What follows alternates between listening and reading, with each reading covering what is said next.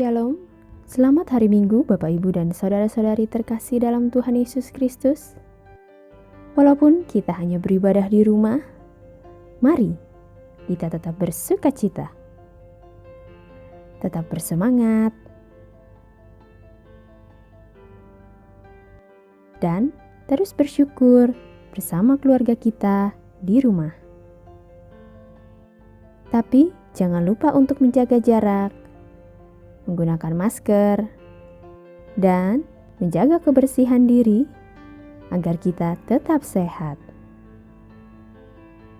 Sekarang, sebelum mulai ibadah, mari kita siapkan hati. Selamat beribadah bersama keluarga terkasih.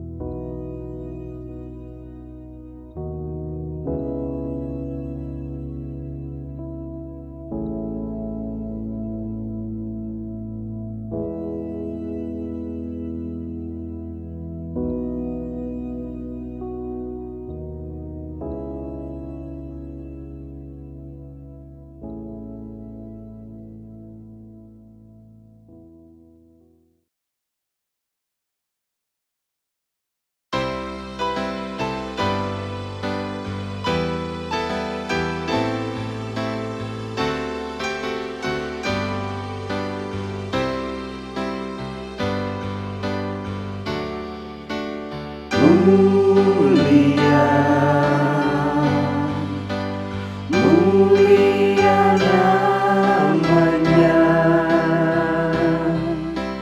bagi Yesus kemuliaan puji sembah.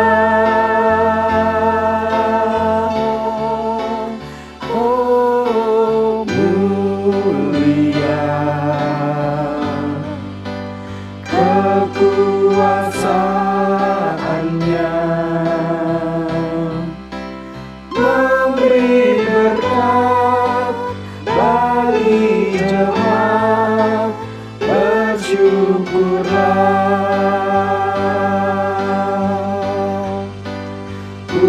Pujilah, tinggikanlah Rajamu Yesus. Dialah selamanya Sang Raja benar. Oh mulia, mulia namanya, Sang Penebus, Maha Kudus, Maha Besar.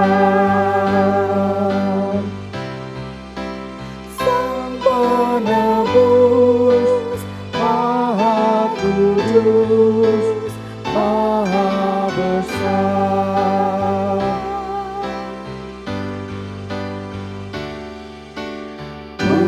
Mulia, mulia namanya, bagi Yesus kemuliaan puji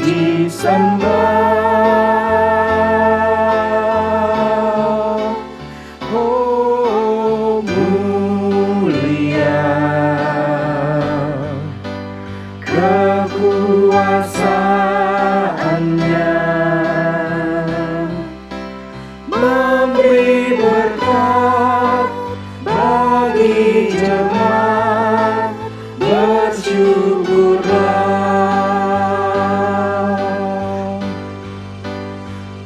Pujilah, tinggikanlah Rajamu Yesus. Ialah selamanya Sang Raja benar. Oh, mulia, mulia namanya. Sang penebus, Maha Kudus, Maha Besar. Sang penebus, Maha Kudus, Maha Besar.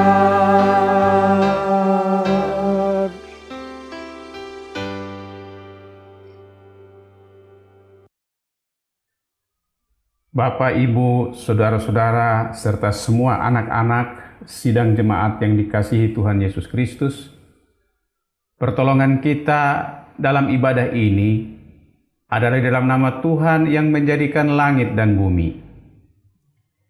Kasih karunia dan damai sejahtera dari Allah Bapa kita dan dari Tuhan Yesus Kristus menyertai saudara-saudara sekalian. Amin.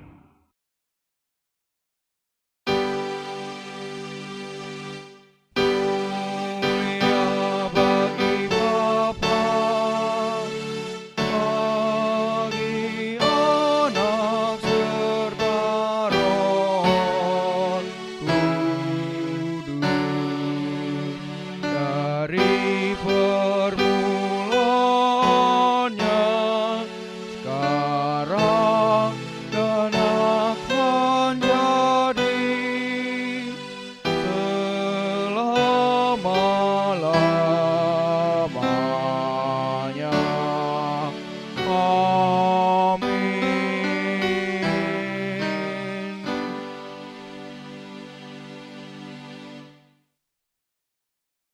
Nas pembimbing untuk ibadah pada minggu pagi ini terambil dari 1 Yohanes 2 ayat 16 dan 17. Demikian firman Tuhan. Sebab semua yang ada di dalam dunia, yaitu keinginan daging dan keinginan mata, serta keangkuhan hidup, bukanlah berasal dari Bapa, melainkan dari dunia. Dan dunia ini sedang lenyap dengan keinginannya. Tetapi orang yang melakukan kehendak Allah tetap hidup selama-lamanya. Demikian nats pembimbing kita.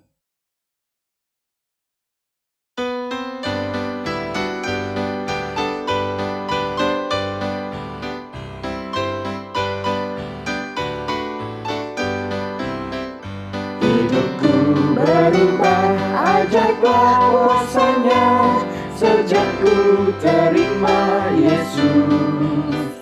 Ada terang dalam hidup dan pengharapan, sejak ku terima Yesus. Sejak ku terima Yesus. Sejak ku terima Yesus. Berlimpahlah sukacita di hatiku, sejak ku terima Yesus.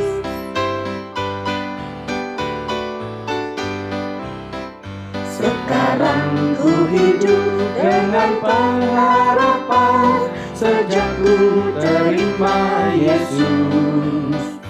Hilang keimbangan jadi keteguhan, sejak ku terima Yesus. Sejak ku terima Yesus. Sejak ku terima Yesus. Berlimpahlah sukacita di hatiku sejak ku terima Yesus.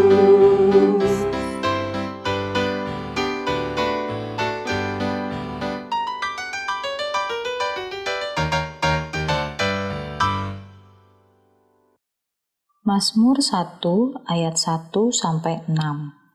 Berbahagialah orang yang tidak berjalan menurut nasihat orang fasik, yang tidak berdiri di jalan orang berdosa, dan yang tidak duduk dalam kumpulan pencemooh. Tetapi yang kesukaannya ialah Taurat Tuhan, dan yang merenungkan Taurat itu siang dan malam. Ia seperti pohon yang ditanam di tepi aliran air, yang menghasilkan buahnya pada musimnya, dan yang tidak layu daunnya, apa saja yang diperbuatnya berhasil. Bukan demikian orang fasik, mereka seperti sekam yang ditiupkan angin. Sebab itu orang fasik tidak akan tahan dalam penghakiman, begitu pula orang berdosa dalam perkumpulan orang benar. Sebab Tuhan mengenal jalan orang benar, tetapi jalan orang fasik menuju kebinasaan.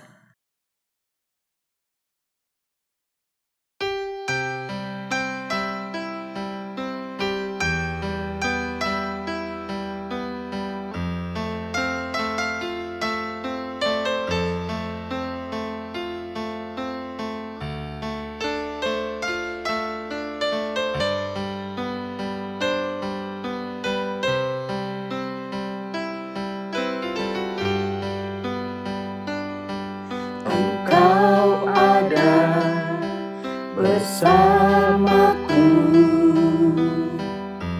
di setiap musim hidupku. Tak pernah kau biarkan ku sendiri.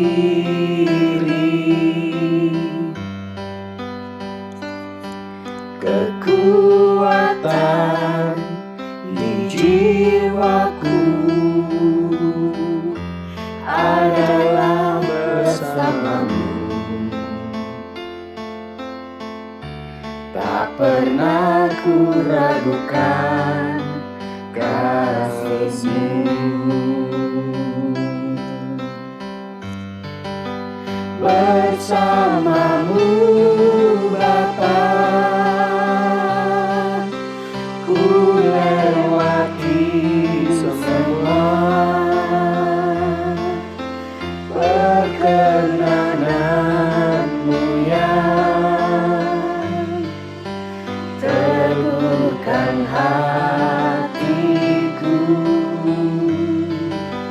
Engkau yang bertindak, memberi pertolongan, anugerah-Mu besar melimpah bagiku.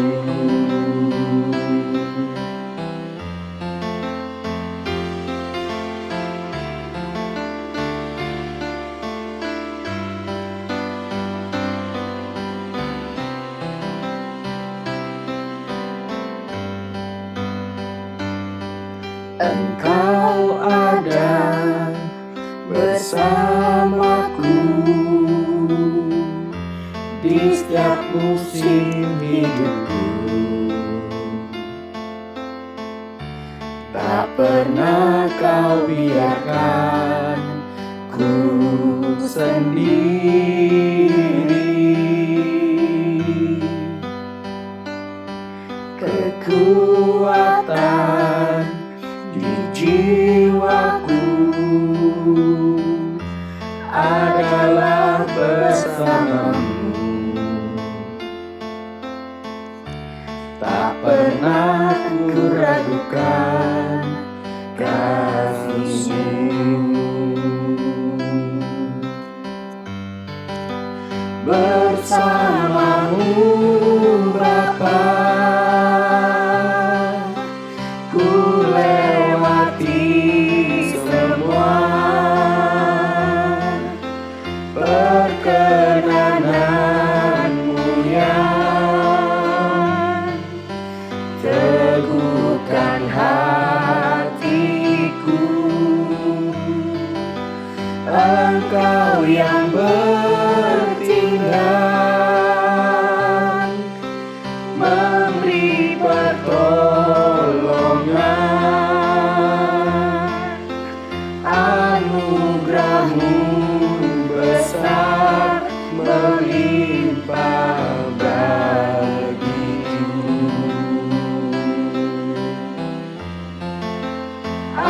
anugerah-Mu besar melimpah bagiku.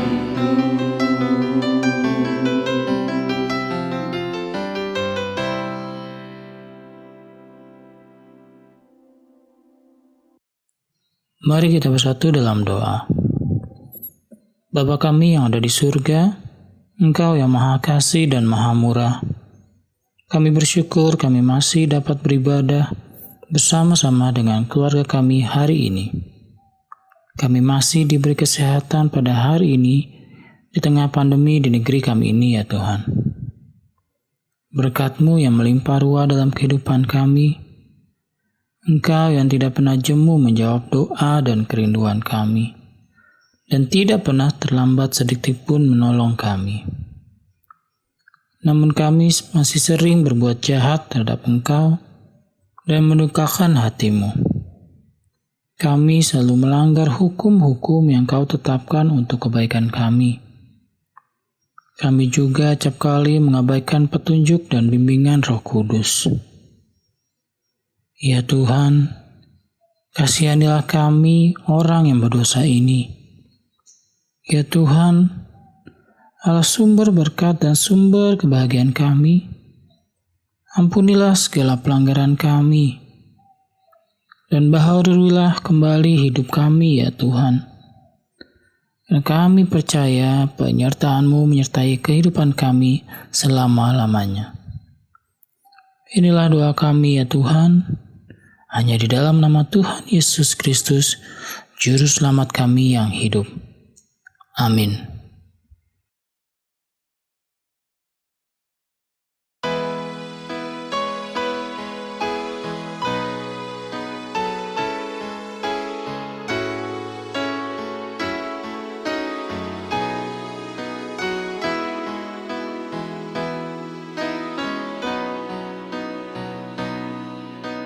Jika jiwaku berdoa kepadamu, Tuhanku,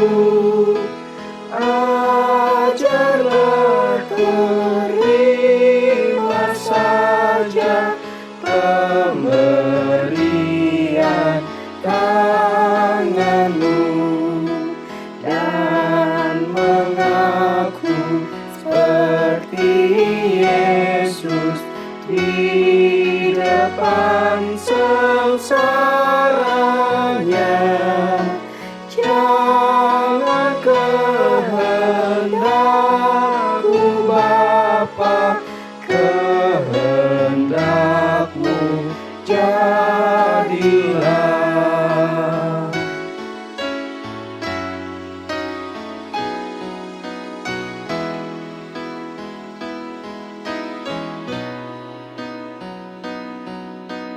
Apa juga yang Kau timbang baik untuk hidupku, bila aku pun setuju dengan maksud hikmat-Mu, dan mengerti seperti Yesus, biar hatiku lemah. Jangan kehendak-Ku Bapa, kehendak-Mu jadilah.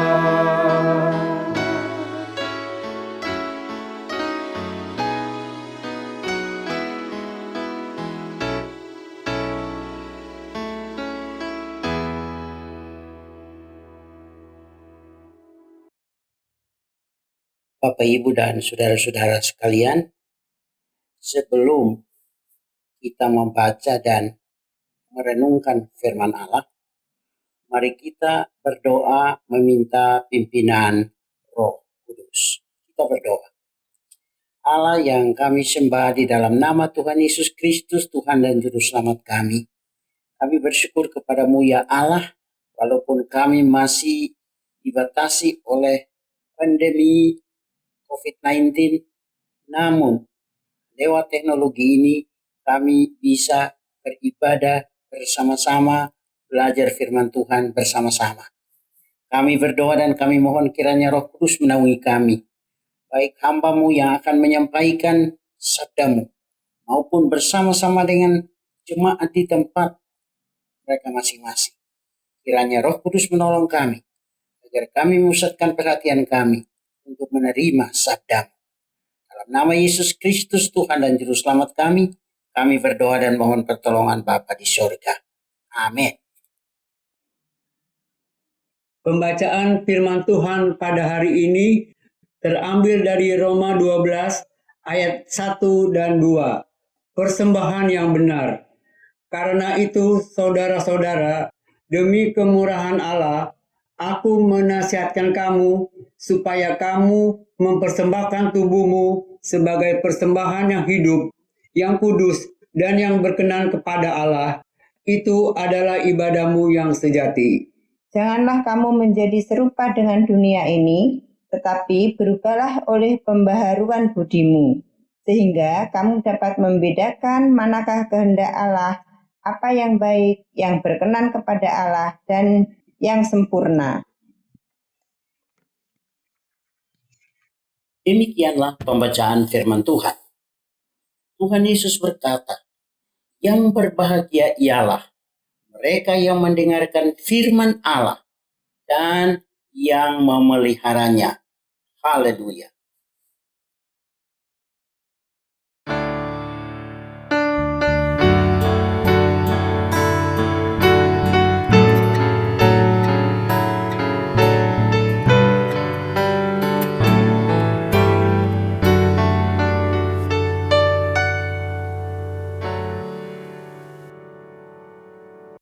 Bapak, Ibu, dan saudara-saudara jemaat Gereja Kristus Kebayoran Lama Jakarta yang dikasihi oleh Tuhan Yesus.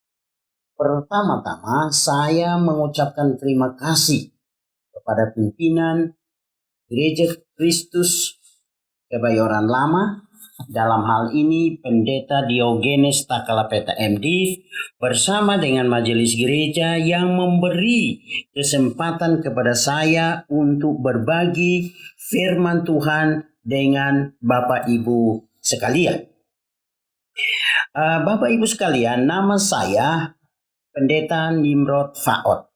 Saya bersama keluarga, istri dan 3 putri kami tinggal di Bandung.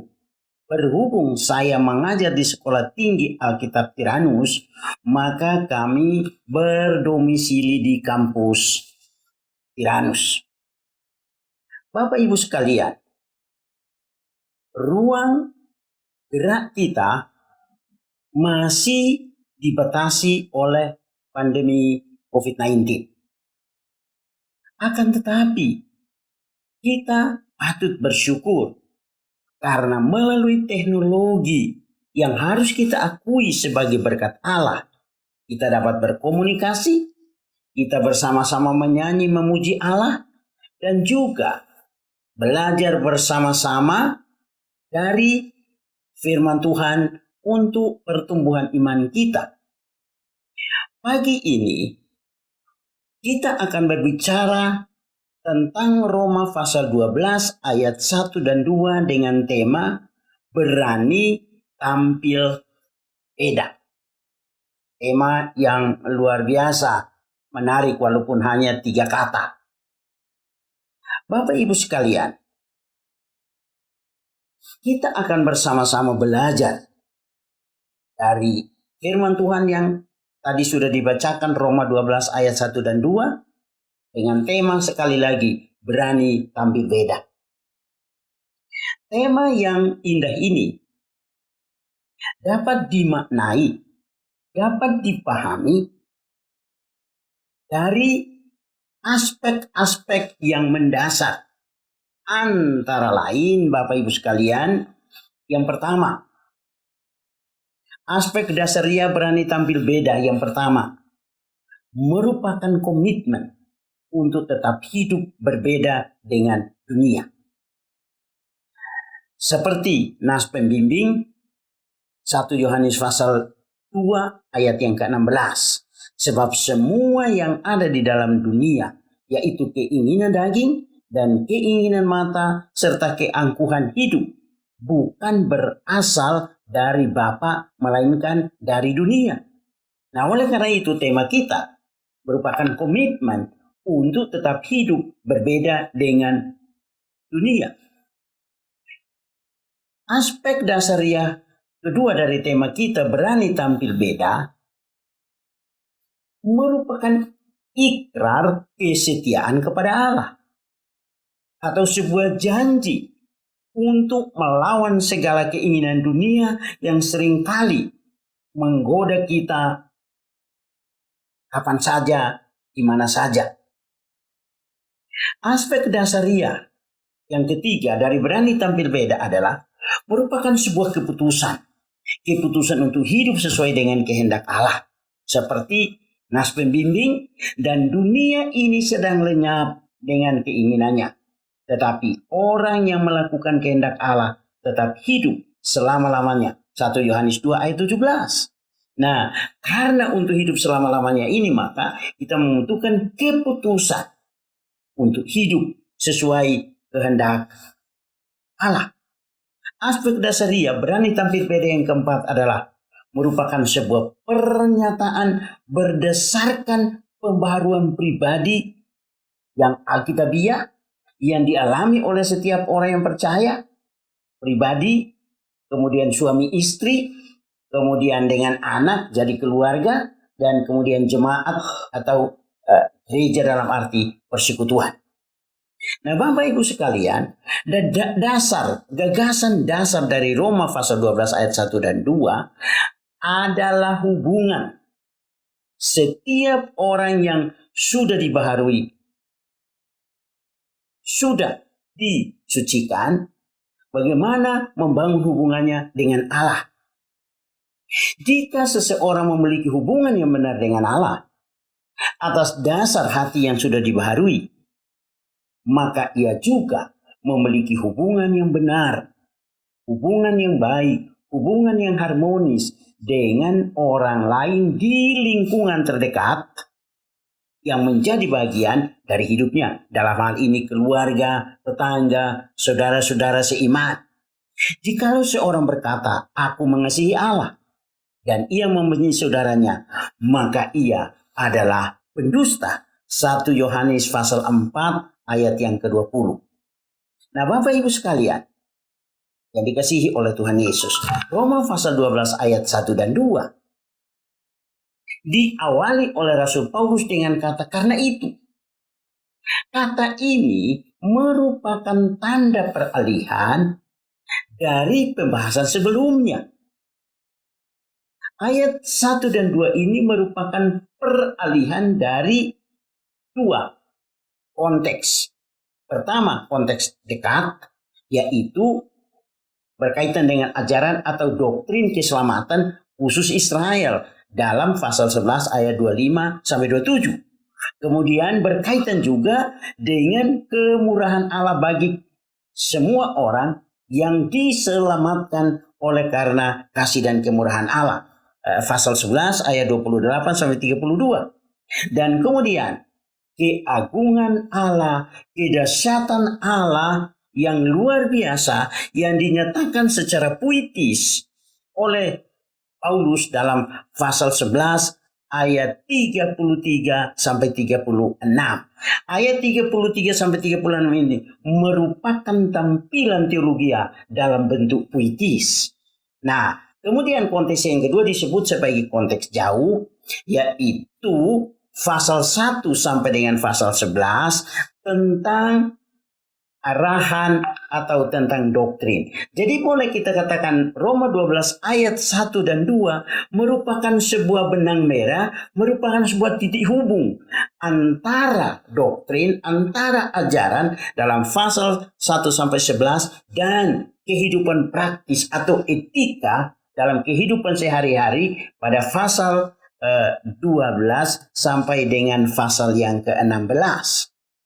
Nah, Bapak Ibu sekalian, kata karena itu seperti tadi saya sudah katakan, merupakan peralihan dari pembahasan doktrinal 11 pasal pertama kepada pembahasan praktikal atau yang bersangkut paut dengan etika atau penerapan praktis atau aplikasi dalam kehidupan sehari-hari.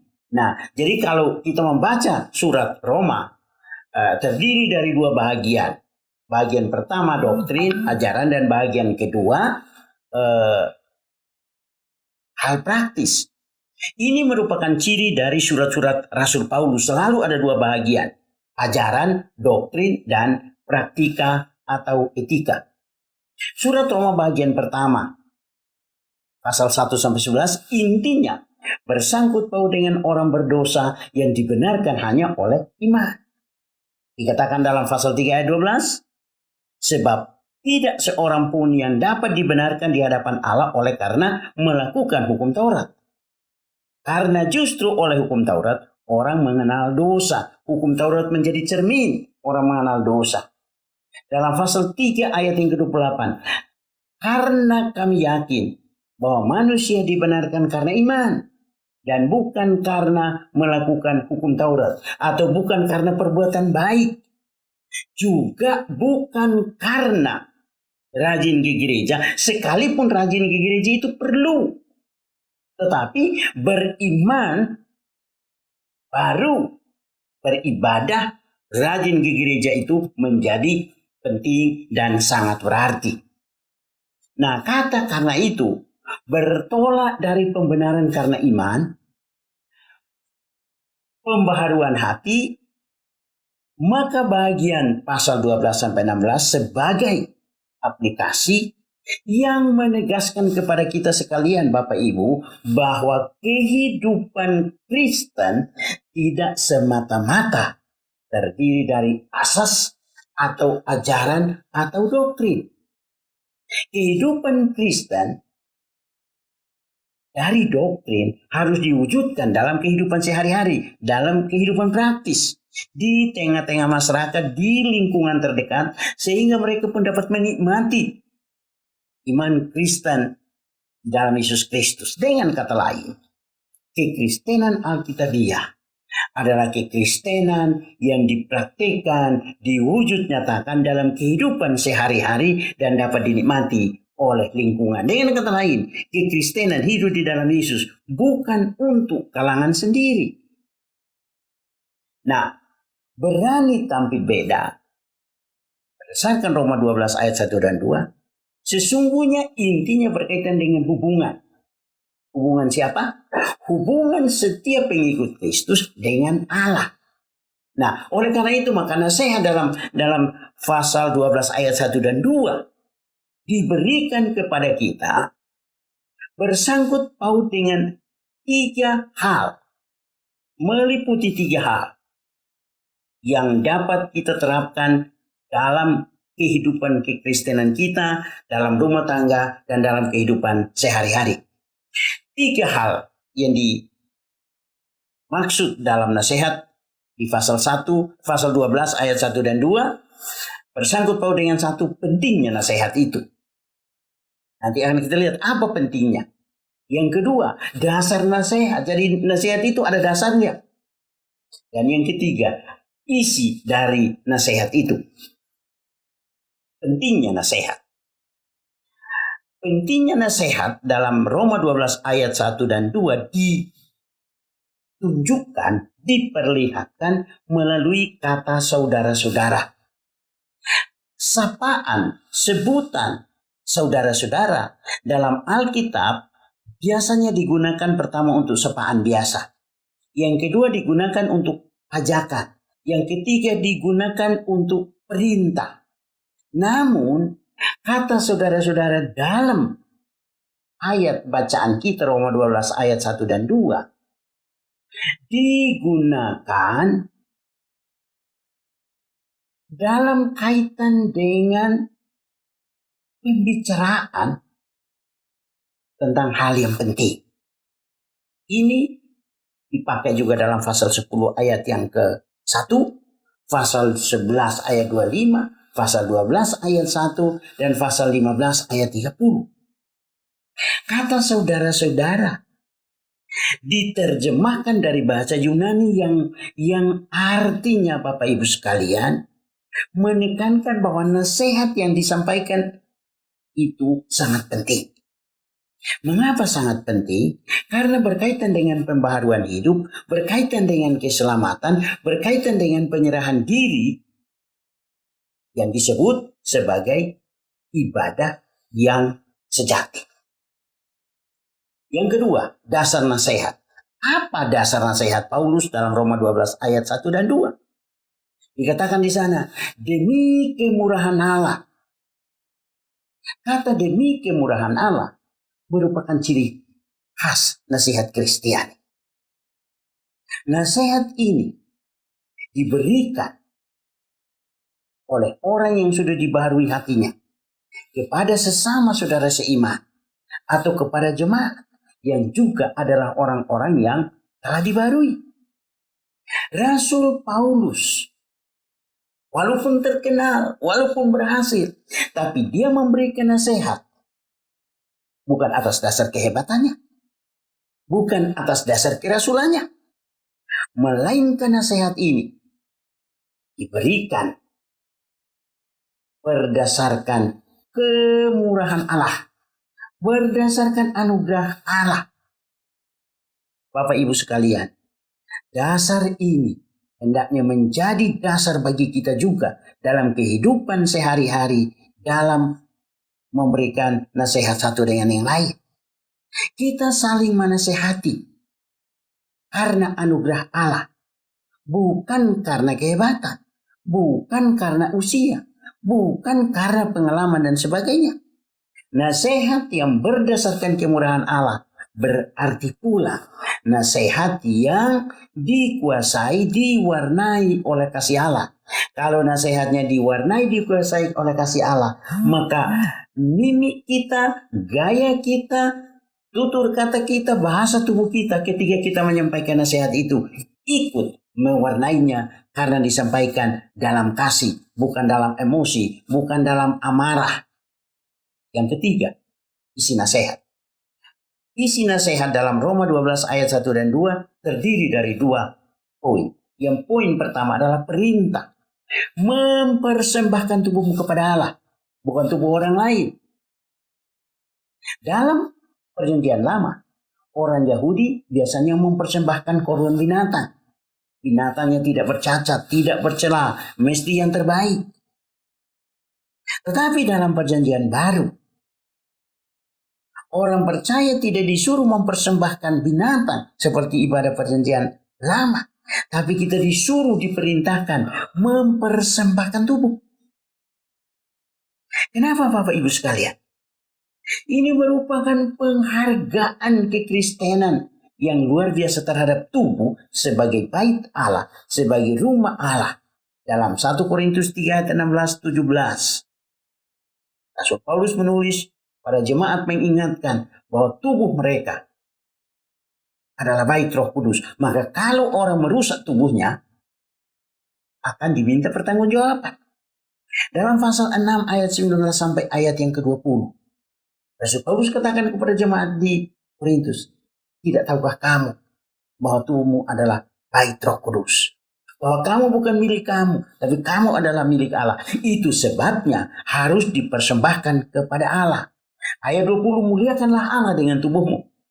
Kita bukan hanya memuliakan Allah dengan suara kita, tapi kita juga memuliakan Allah dengan tubuh kita. Tubuh yang telah dibaharui patut digunakan untuk memuliakan Allah. Bagaimana caranya? Seluruh anggota tubuh kita gunakan untuk melakukan hal yang benar, yang berkenan kepada Allah, yang menyenangkan orang lain, yang menjadi berkat bagi orang lain. Dalam Roma pasal 8 ayat yang ke-9, bahwa tubuh kita adalah tempat kediaman Roh Kudus yang menjadikan kita milik Kristus. Orang Kristen yang benar adalah orang Kristen yang didiami oleh Roh Kudus. Karena kehadiran Roh Kudus dalam hidup kita menunjukkan bukti bahwa kita adalah milik Allah yang ditebus dengan bayaran darah Kristus. Bapak Ibu sekalian, mempersembahkan tubuh adalah hal yang tidak lazim, bahkan yang sangat menjengkelkan bagi orang Yunani. Kenapa Bapak Ibu? Karena filsafat menganggap tubuh itu najis, tubuh itu rendah nilainya, dan menurut para penganut filsafat Yunani khususnya dualisme Plato, bahwa tubuh kita adalah penjara dari roh kita sebagai manusia yang ideal. Maka kematian adalah kemerdekaan bagi roh bebas dari tubuh sebagai penjara menurut konsep filsafat Plato. Itu sebabnya Bapak Ibu, 1 Korintus pasal 15 dibahas panjang lebar bersangkut paut dengan kebangkitan Yesus. Karena orang-orang di Korintus, jemaat Korintus, rupanya ada yang kebobolan membawa ajaran filsafat masuk gereja. Maka di pasal 1 Korintus 15 ayat 12-15, Paulus harus tegas katakan, kalau Kristus dibangkitkan, kita pun tidak dibangkitkan, karena kebangkitan Kristus adalah dasar kebangkitan kita. Tapi ini menjengkelkan para penganut filsafat, karena mereka beranggapan bahwa kalau ada kebangkitan, maka tidak akan ada kemerdekaan dari tubuh sebagai penjara roh atau penjara jiwa. Arti kata mempersembahkan, maksudnya dipersembahkan sekali untuk selamanya. Dengan kata lain, mempersembahkan itu sama dengan menyerahkan atau mempercayakan diri kepada Allah yang telah menebus diri kita melalui darah Kristus untuk dipakai sebagai ibadah sejati. Nah, alasannya tubuh adalah persembahan yang hidup.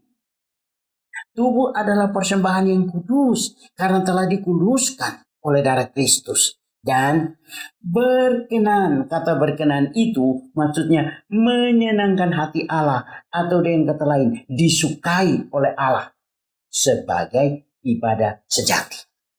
Jadi mempersembahkan tubuh sebagai ibadah bukan hanya ibadah secara liturgi seperti yang biasa kita buat pada hari Minggu dan pada saat ini, melainkan ibadah sejati itu berarti menggunakan seluruh anggota tubuh kita untuk memuliakan Allah, menggunakan seluruh anggota tubuh kita yang sudah ditebus, yang didiami oleh Roh Kudus, untuk mengerjakan segala sesuatu dengan jujur. Kalau kita bekerja di kantor, kalau kita mengurus keuangan, uangnya urus dengan jujur. Kalau kita disuruh sesuatu, kita lakukannya dengan benar, sesuai dengan kehendak Allah. Atau yang kita lakukan itu hendaknya menyenangkan hati Allah. Mempersembahkan tubuh sebagai ibadah sejati berarti melakukan segala sesuatu dengan seluruh anggota tubuh kita yang dapat menyenangkan hati Allah. Rasul Paulus katakan kepada jemaat di Kolose, dan segala sesuatu yang kamu lakukan dengan perkataan atau perbuatan, lakukanlah semuanya itu dalam nama Tuhan Yesus Kristus kepada Allah Bapa kita. Apapun yang kita lakukan pada manusia, haruslah kita lakukannya juga seperti kepada Tuhan. Isi nasihat yang kedua, larangan. Ayat yang kedua dari Roma 12. Janganlah menjadi serupa dengan dunia. Bapak Ibu sekalian, menjadi serupa dengan dunia itu ada prosesnya.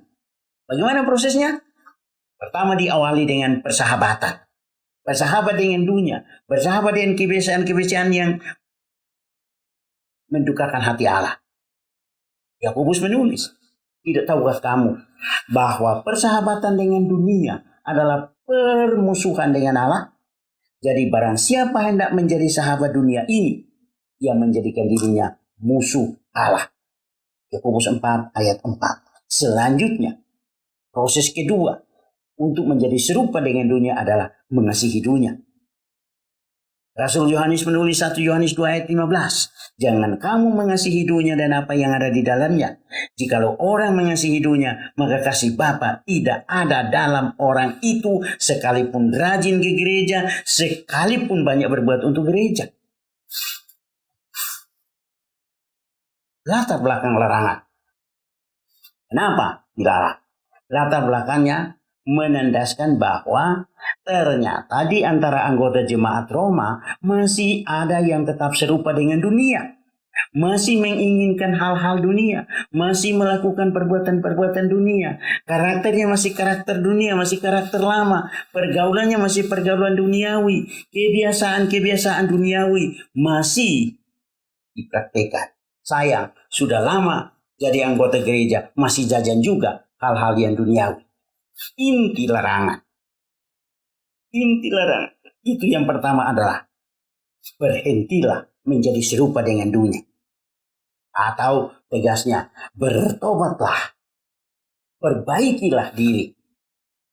Yang kedua, berilah dirimu supaya tetap diubahkan oleh pikiran yang sudah dibaharui, sehingga dapat membedakan kehendak Allah dan kehendak sendiri, atau kehendak dunia, atau kehendak orang lain, atau bahkan kehendak iblis. Tujuan larangan. Larangan ini ada dua tujuan.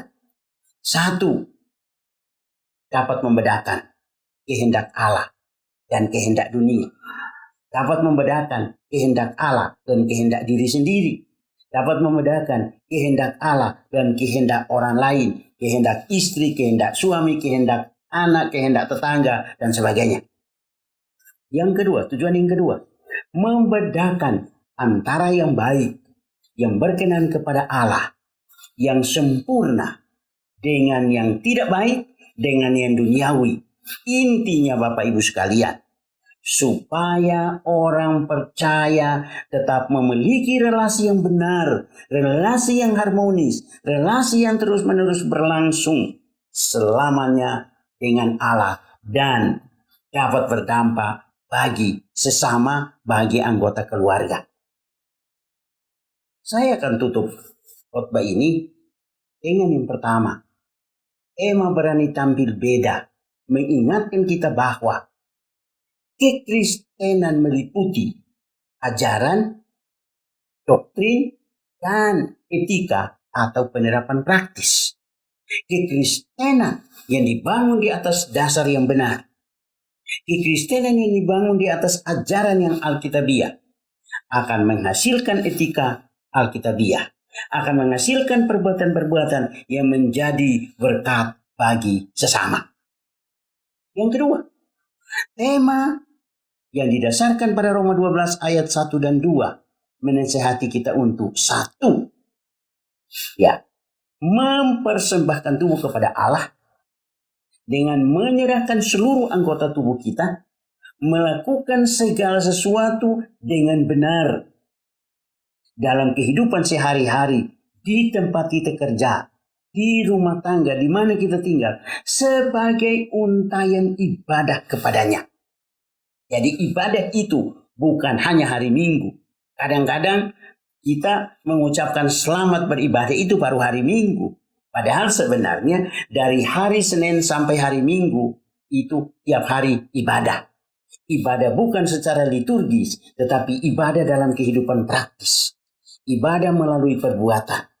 Yang kedua, berhenti melakukan hal-hal duniawi dan memberi diri untuk terus-menerus dibaharui oleh Allah Roh Kudus.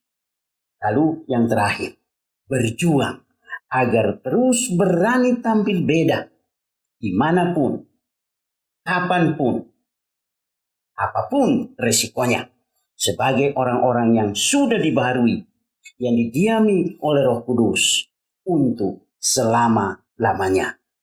Amin. Mari kita berdoa. Tuhan, kami bersyukur kepadamu untuk sabdamu yang sudah diuraikan oleh hamba-Mu. Tuhan, memberkati uraian firman Tuhan ini dalam hati setiap kami. Terima kasih Tuhan untuk Roh Kudus yang menolong kami untuk menerapkan firman-Mu dalam hidup kami. Dalam nama Yesus, Tuhan dan Juru Selamat kami berdoa dan mengucap syukur. Amin. Amin. Amin. Bapak Ibu yang dikasihi Tuhan, mari kita berdiri bersama orang percaya di segala abad dan tempat, mengakui iman rasuli kita dengan berkata, "Aku percaya kepada Allah, Bapa yang Maha Kuasa, Khalik langit dan bumi, dan kepada Yesus Kristus anaknya yang tunggal Tuhan kita, yang dikandung daripada Roh Kudus, lahir dari anak darah Maria, yang menderita di bawah pemerintahan Pontius Pilatus, disalibkan, mati, dan dikuburkan, turun ke dalam kerajaan maut. Pada hari yang ketiga bangkit pula dari antara orang mati, naik ke sorga, duduk di sebelah kanan Allah, Bapa yang Maha Kuasa, dan akan datang dari sana untuk menghakimi orang yang hidup dan yang mati. Aku percaya kepada Roh Kudus, gereja yang kudus dan am, persekutuan orang kudus, pengampunan dosa, kebangkitan orang mati, dan hidup yang kekal. Amin. Bapak, Ibu, Saudara, dan anak-anak, marilah kita berdoa. Kami bersyukur ya Allah, dalam ibadah hari ini Tuhan sudah mengaruniakan berkat puji-pujian, berkat firman Tuhan, serta berkat persekutuan keluarga di rumah kami masing-masing. Kami pun bersyukur Engkau memelihara hidup kami sampai dengan saat ini. Ya Allah, datanglah memberkati negara kami Indonesia yang sedang memproses hadirnya vaksin untuk mengatasi penularan COVID-19. Berkati ya Allah upaya pemerintah kami dalam menerapkan subsidi kuota internet bagi siswa, guru, mahasiswa, dan dosen. Kiranya terlaksana dengan tertib, aman, dan lancar, dan penuh tanggung jawab di hadapan Tuhan. Kami masih memohon ya Allah, karuniakan kepatuhan, ketegasan, kepada pemerintah, kepada masyarakat, kapanpun dan dimanapun, dalam mematuhi protokol kesehatan demi mencegah proses tular-menular COVID-19 ini. Ya Allah, karuniakanlah kepada kami perlindungan dan berkat-Mu yang cukup untuk hidup kami sehari-hari. Serta berkati saudara-saudara kami yang menjalankan berbagai usaha produktif. Juga mohon berkat-Mu bagi saudara-saudara kami yang rindu mendapat pekerjaan yang baru. Kami pun memohon ya Allah, tambahkan pemulihan kesehatan bagi saudara-saudara kami yang sakit, dimanapun mereka dirawat. Juga kami mohon lawatan-Mu, perlindungan-Mu, dan berkat-Mu ya Allah untuk saudara-saudara kami yang lansia, khususnya dalam masa pandemi COVID-19 ini. Curahkan berkat-Mu ya Tuhan bagi anak cucu kami yang masih sekolah secara online. Biarlah mereka tetap punya semangat belajar yang baik. Juga berkati orang tua mereka dalam mencukupi biaya dan mendampingi anak cucu mereka masing-masing ya Tuhan. Mohon berkati juga ya Tuhan untuk anak-anak sekolah minggu kami yang masih ibadah di rumah masing-masing. Mohon berkat juga bagi guru-guru sekolah minggu dalam menyiapkan materi ibadah, juga bagi para orang tua yang mendampingi ibadah anak-anak sekolah minggu di rumah mereka masing-masing. Ya Allah, sungguh kami rindu dapat beribadah secara offline, yaitu di gedung gereja. Dapat bertemu tatap muka sebagai umat-Mu satu tubuh di dalam Yesus Kristus. Karuniakan kesabaran kepada kami ya Allah, sampai waktunya tiba. Akhirnya kami pun mohon berkat-Mu ya Allah, bagi tim ibadah, para hamba Tuhan, para aktivis yang dengan setia mempersiapkan setiap ibadah, khususnya secara online ini. Inilah doa kami ya Allah, yang kami panjatkan di dalam Tuhan Yesus, yang mengajar kami berdoa.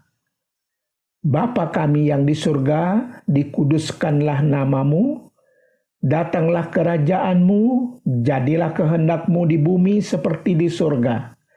Berikanlah kami pada hari ini makanan kami yang secukupnya, dan ampunilah kami akan kesalahan kami, seperti kami juga mengampuni orang yang bersalah kepada kami. Dan janganlah membawa kami ke dalam pencobaan, tetapi lepaskanlah kami daripada yang jahat, karena Engkaulah yang mempunyai kerajaan dan kuasa dan kemuliaan sampai selama-lamanya. Amin. Jemaat yang dikasihi Kristus, dengarlah firman Tuhan untuk persembahan syukur hari ini yang terambil dari 1 Tawarik 29 ayat 14. Demikian firman Tuhan. Sebab siapakah aku ini dan siapakah bangsaku, sehingga kami mampu memberikan persembahan sukarela seperti ini? Sebab daripada mula segala-galanya dan dari tangan-Mu sendirilah persembahan yang kami berikan kepadamu.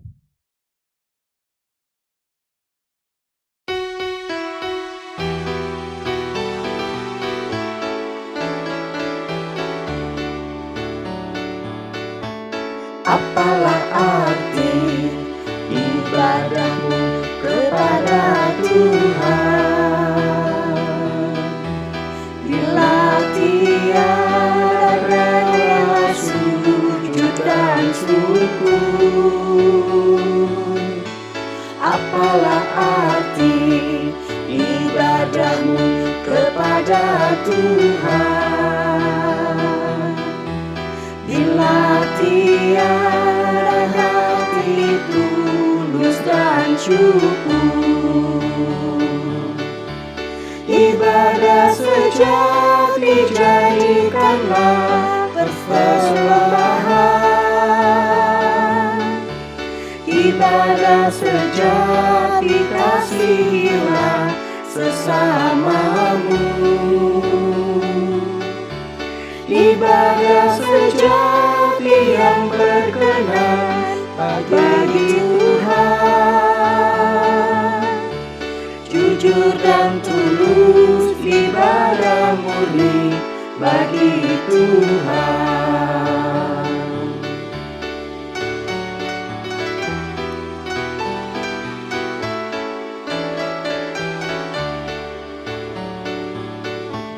Marilah ikut melayani orang berkeluh,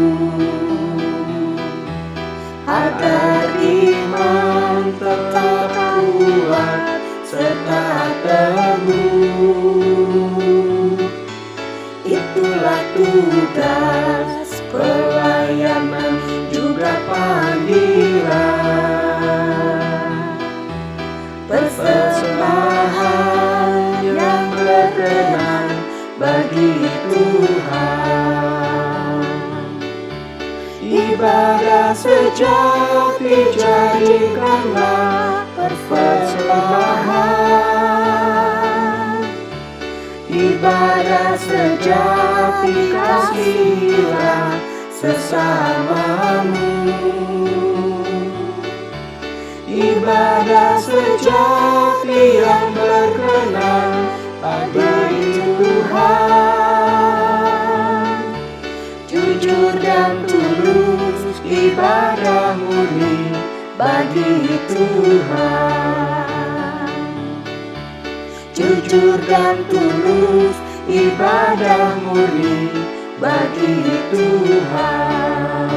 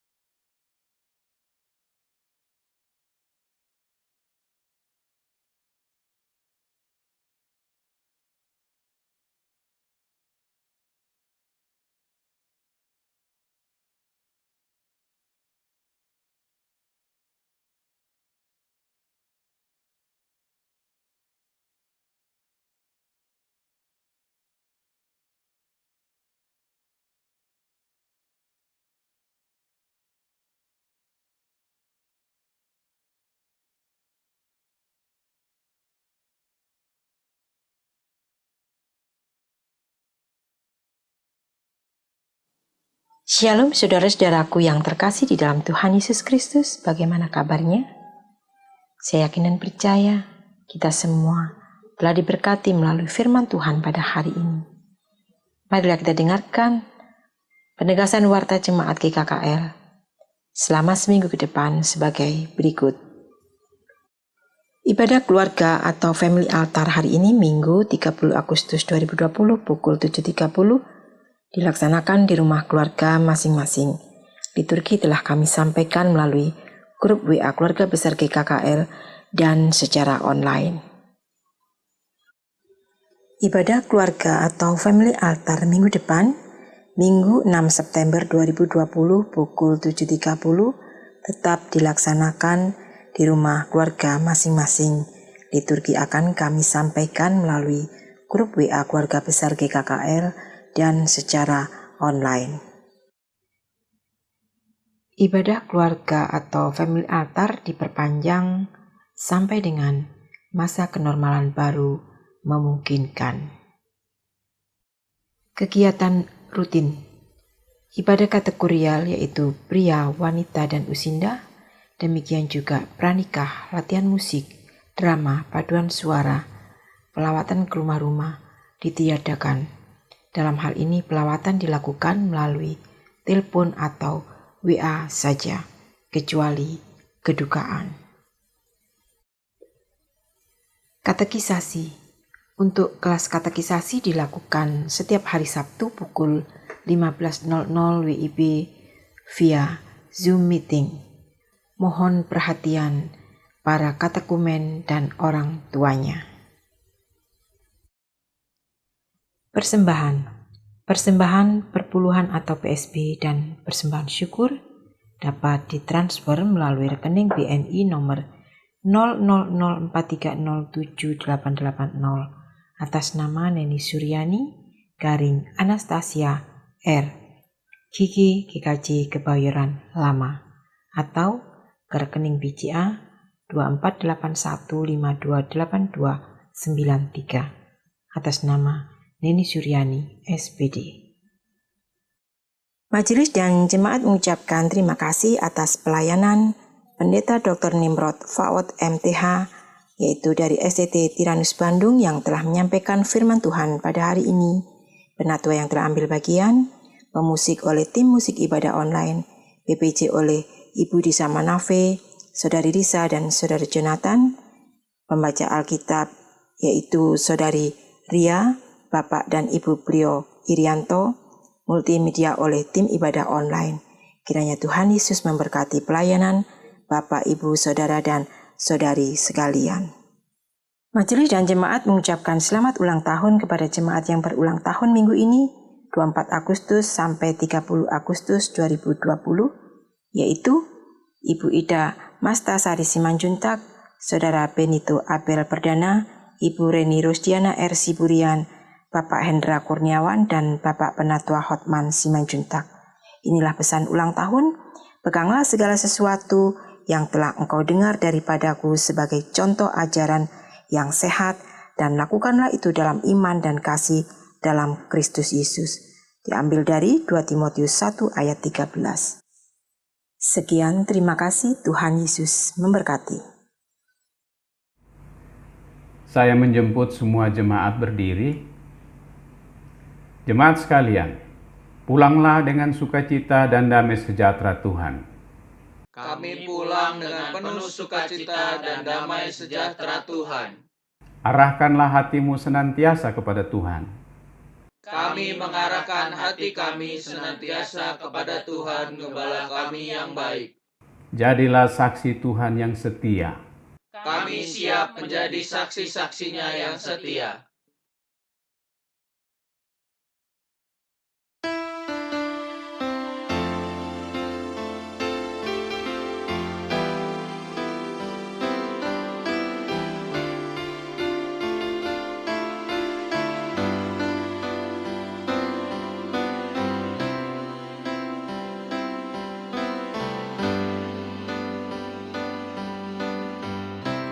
Engkaulah perisaiku saat badai hidup menerpaku. Firman-Mu di dalamku, tenangkan jiwaku. Ku kan berdiri di tengah badai, dalam kekuatan yang Kau berikan. Sampai kapanpun ku kan bertahan, karena Yesus selalu menopang hidupku.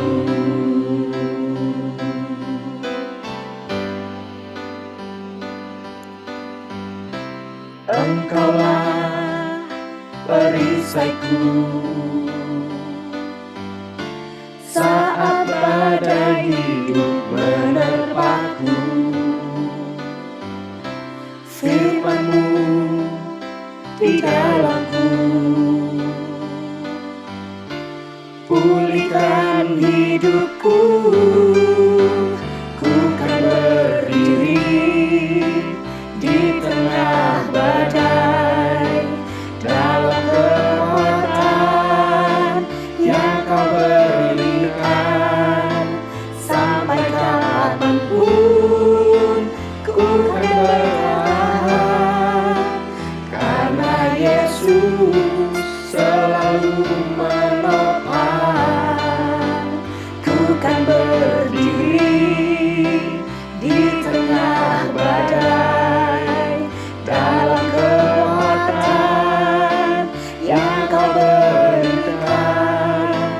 Sampai kapanpun ku kan bertahan, karena Yesus selalu menopang hidupku. Karena Yesus selalu menopang hidupku.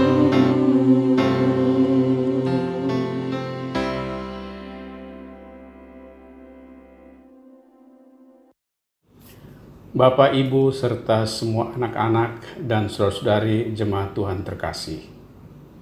Marilah kita kembali ke dalam kegiatan kita masing-masing dengan berkat Tuhan. Tuhan memberkati engkau dan melindungi engkau. Tuhan menyinari engkau dengan wajah-Nya dan memberi engkau kasih karunia. Tuhan menghadapkan wajah-Nya kepadamu dan memberi engkau damai sejahtera dalam Kristus Yesus Tuhan kita, dari sekarang ini sampai selama-lamanya. Amin.